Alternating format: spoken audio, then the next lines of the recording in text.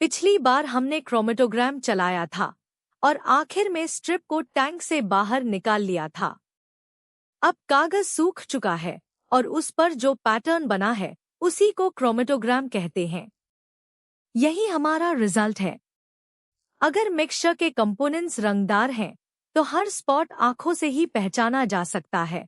कौन कितना ऊपर गया साफ दिख रहा है। लेकिन बहुत सी केमिकल्स कलरलेस होती हैं। देखिए, इस स्ट्रिप पर भी स्पॉट्स मौजूद हैं, बस दिखाई नहीं देते। ऐसे क्रोमेटोग्राम को पहले डेवलप करना पड़ता है, किसी केमिकल मेथड से या किसी फिजिकल टेक्निक से, तभी स्पॉट्स आइडेंटिफाई हो पाते हैं। तो कलरलेस स्पॉट्स को दिखाएं कैसे? सबसे आसान फिजिकल टेक्निक है यूवी लैंप। क्रोमेटोग्राम को यूवी लाइट के नीचे रख दीजिए और स्पॉट्स चमक उठते हैं। यूवी लाइट में वे रंगदार दिखने लगते हैं। लैंप बंद करते ही स्पॉट्स फिर गायब। दूसरा तरीका केमिकल है। एक लोकेटिंग एजेंट जैसे निनहाइड्रिन कागज पर स्प्रे कर दीजिए। अब देखिए क्या हो रहा है। लोकेटिंग एजेंट कलरलेस सब्सटेंस के साथ रिएक्ट करता है और उससे एक कलर्ड प्रोडक्ट बनता है। यह रंग अब मिटता नहीं। स्पॉट्स आराम से इंस्पेक्ट किए जा सकते हैं। बस यही लोकेटिंग एजेंट की पहचान है। हर कंपोनेंट का अपना एक खास रिटार्डेशन फैक्टर होता है, जिसे आरएफ वैल्यू कहते हैं। निकालने का तरीका यह है, कंपोनेंट ने ओरिजिनल स्पॉट से जितनी दूरी तय की, उसे सॉल्वेंट की तय की हुई दूरी से भाग दे दीजिए। अब यह क्रोमेटोग्राम देखिए। बीच वाली दो लेन्स में अलग अलग कंपोनेंट्स हैं और बाईं लेन के मिक्सचर में दोनों मौजूद हैं। ए भी और बी भी पहले सॉल्वेंट की दूरी नापते हैं।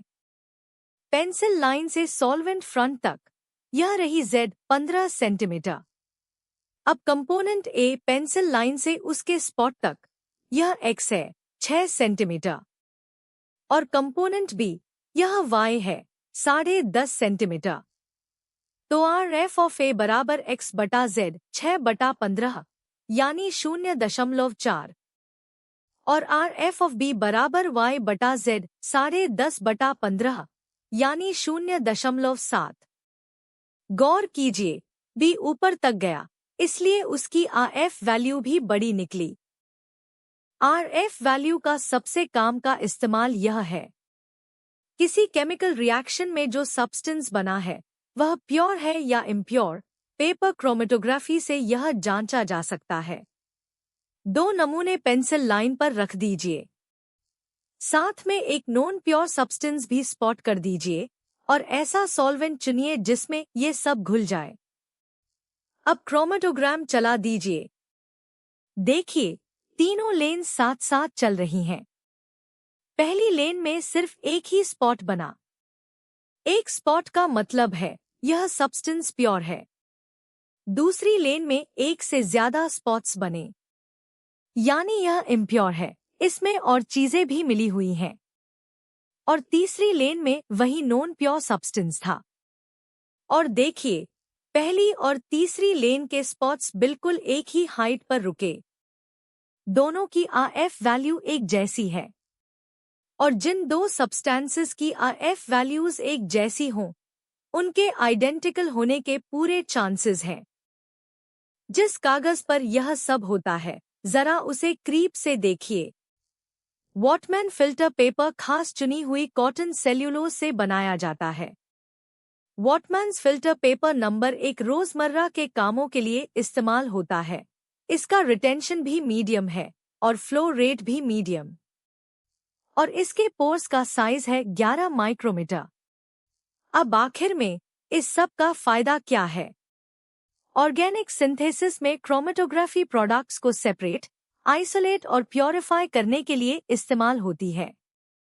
क्वालिटेटिव और क्वांटिटेटिव एनालिसिस में भी यह उतनी ही अहम है और किसी सब्सटेंस की प्योरिटी जांचने के लिए भी और डाइस, ड्रग्स और पेस्टिसाइड्स जैसे पेचीदा केमिकल्स को पहचानने में क्रोमेटोग्राफी बेहद काम आती है। तो याद रखिए, सूखे कागज पर बना पैटर्न क्रोमेटोग्राम कहलाता है। कलरलेस स्पॉट्स यूवी लैंप से या निनहाइड्रिन जैसे लोकेटिंग एजेंट से दिखाए जाते हैं। RF बराबर कंपोनेंट की दूरी बटा सॉल्वेंट की दूरी। एक स्पॉट मतलब प्योर, एक से ज्यादा स्पॉट्स मतलब इम्प्योर। और एक जैसी RF वैल्यू वाले सब्सटेंसेस आइडेंटिकल हो सकते हैं। बस RF वही नंबर है जो हर कंपोनेंट की पहचान बन जाता है।